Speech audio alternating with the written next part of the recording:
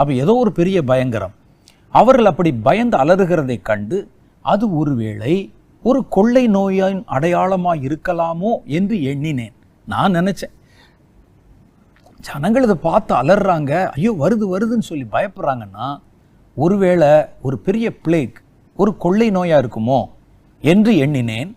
அல்லது அது மனிதர்களை கூட்டம் கூட்டமாய் கொல்ல காத்திருக்கும் ஒரு பேர் ஆபத்தாய் இருக்கலாமோ என்றும் நினைத்தேன். ஆயினும் கர்த்தர் இதை குறித்து எந்த விளக்கமும் எங்களுக்கு சொல்லவில்லை. ஒரு புகை வருது, அது அந்த போற இடத்துல இருக்க ஜனங்கள் பார்த்து மிரள்றாங்க, செதறாங்க, அலறாங்க.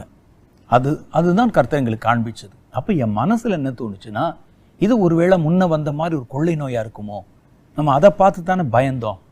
அல்லது ஜனங்கள் கூட்டம் கூட்டமாய் கொல்லுகிற ஏதோ ஒரு பெரிய ஆபத்தா இருக்குமோ என்று நான் பயந்தேன்.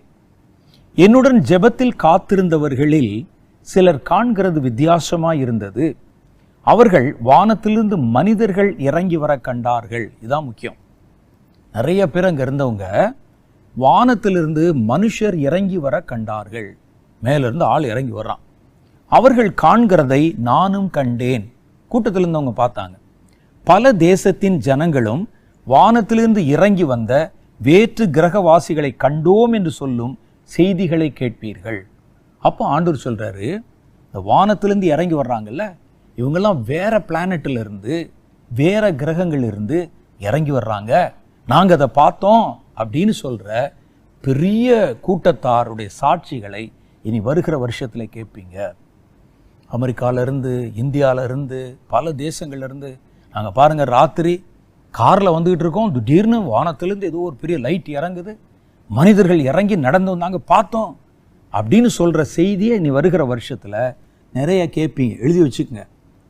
பல தேசத்தின் ஜனங்களும், இது ஒரு நாட்டில் இல்லை, பல தேசத்தின் ஜனங்களும் வானத்திலிருந்து இறங்கி வந்த வேற்று கிரகவாசிகளை நாங்கள் கண்டோம் என்று சொல்லும் செய்திகளை திரளாக கேள்விப்படுவீர்கள்.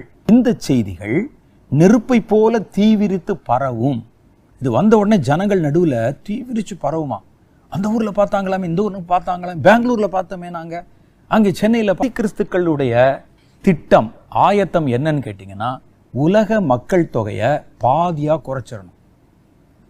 எப்படியாவது கொன்று ஒழித்து தேவையில்லாத ஆட்கள்லாம் முடிச்சிடணும். கதையை தேவையில்லாத ஆட்களை முடிச்சிடணும்.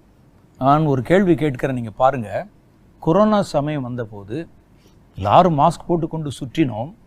பல இடங்களில் பல மனிதர்கள் அழிஞ்சு போனாங்க, கூட்டம் கூட்டமாக மரித்து போனாங்க. நானே பார்த்துருக்கிறேன். கல்லறை வாசல்களில் அவர்களை